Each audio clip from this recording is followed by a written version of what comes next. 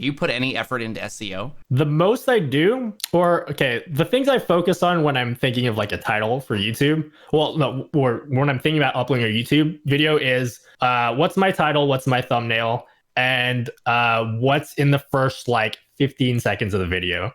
Beyond that, like people are always surprised I don't even put tags in my videos. Like it doesn't really, I've never bothered putting tags in, and my videos do pretty well.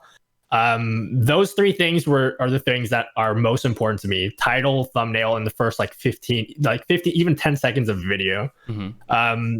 So what I've learned over time, usually when I start a video, I do like a 1-minute intro to my video, just talking about like, I guess painting a picture about like what the video is going to be about, because I figure like most people when they're browsing through YouTube, they listen to the first couple seconds. If they don't get the information that like hooks them in, they're gone already, and they're probably not going to come back. They probably have an impression of you that you're wasting their time after that 10 seconds, that if they see another one of your video, they won't click on it again.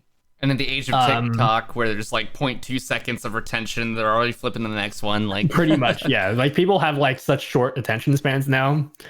But for SEO, like titles, I'm not I won't pretend I'm an expert in SEO, but what I will say is that when I'm titling video, even things such as like the order that you put words in actually matters. Like when I'm thinking of like a keyword for a video, I make sure to put that keyword like near the start of the video, because like, man, people's attention spans are so short, they won't even read the full title of a video. They want to see like if the keyword for that video is like not in the first like 3 words, it's probably not a good title.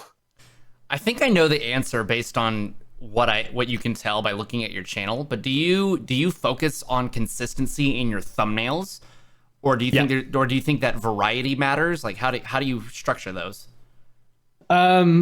If you see my YouTube channel, I kind of have like this 2-toned color thing going on in my YouTube videos, and I think that was the decision. I actually redid all my thumbnails to put that in, because it didn't initially have that.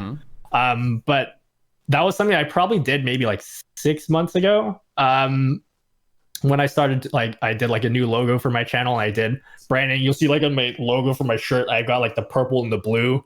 So I have the purple blue lighting. So that kind of consistency across like everything, across my logo, the lighting, thumbnails. It just like it's in my head. It's just a way of reinforcing people like, oh, when I see those colors, I know whose video this is. I think if you're doing YouTube videos, what I recommend to a lot of people is, if you want to get a lot of ideas, just watch a lot of YouTube videos and take inspiration from people even people who are doing videos that have nothing to do with the videos that you do. There's always something to learn from other people. But yeah, even like I think I've probably taken some inspiration at some point from like MKBHD or something, and I don't do anything to phone reviews. Like there's something you can learn from everybody.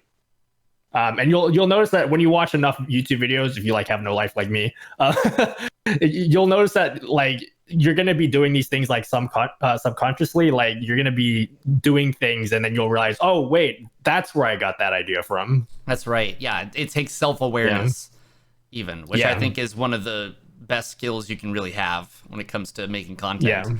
Is like doing things consciously and recognizing what you're doing subconsciously, and not falling into the same pit traps over and over and over again.